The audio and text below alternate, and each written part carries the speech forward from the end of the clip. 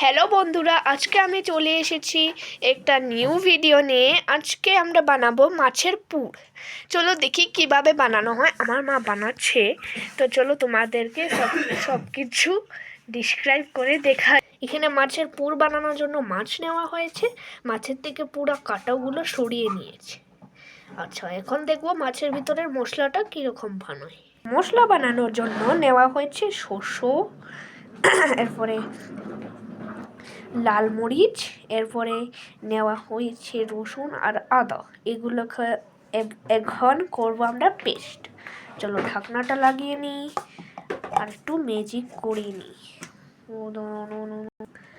এখানে ম্যাজিক করে গ্রাইন্ড করা হয়ে গেছে। এখন বাড়বো আমরা নেক্সট স্টেপে। আপনারা এই ভিডিওটা দেখতে থাকুন। নেক্সট স্টেপে আমরা এই মশলাগুলোকে ফ্রাই করে নেব, কারণ এটাকে ফ্রাই করলে মশলা কাঁচা কাঁচা লাগবে না। চলুন এবার ফ্রাই করা যাক। এখন আমরা ওই পেস্টটাকে ফ্রাই করে নেব। দেখতে পাচ্ছেন এখানে হলুদ দেওয়া হয়েছে আর নুন দেওয়া হয়েছে। এখন ঘাটিয়ে নেব। আর এখানে আরেকটা জিনিস, পুরা লঙ্কা গুঁড়ো দিয়ে নেব স্বাদের জন্য। এখন অন্য কোনো মশলাও দেওয়া হবে না, দেওয়া হবে না। আর খুন্তি ঘুরিয়ে নাড়িয়ে নেব।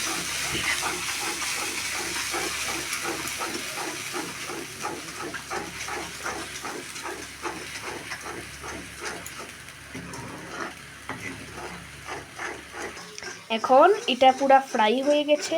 এখন এই মশলাটাকে মাছের মধ্যে ভরতে হবে, এরপরে মাছটাকে ফ্রাই করতে হবে।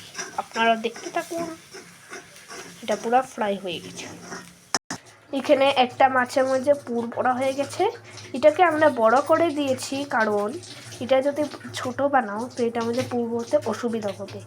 তার জন্য এটাকে বড় করে দিয়ে এখন মাছটাকে ফ্রাই করে নেব। ফ্রাই করার পরে এটাকে কেটে নেব। আপনারা দেখতে থাকুন। এখানে গ্যাসও গরম হয়ে গেছে।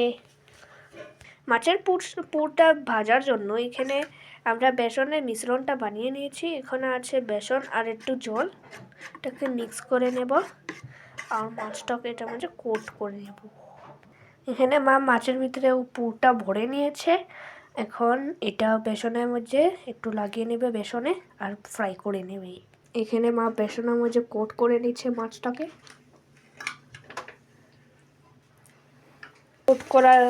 কোট করার পরে মা মাছটা ছেড়ে দিয়েছে আর এখন ফ্রাই হচ্ছে।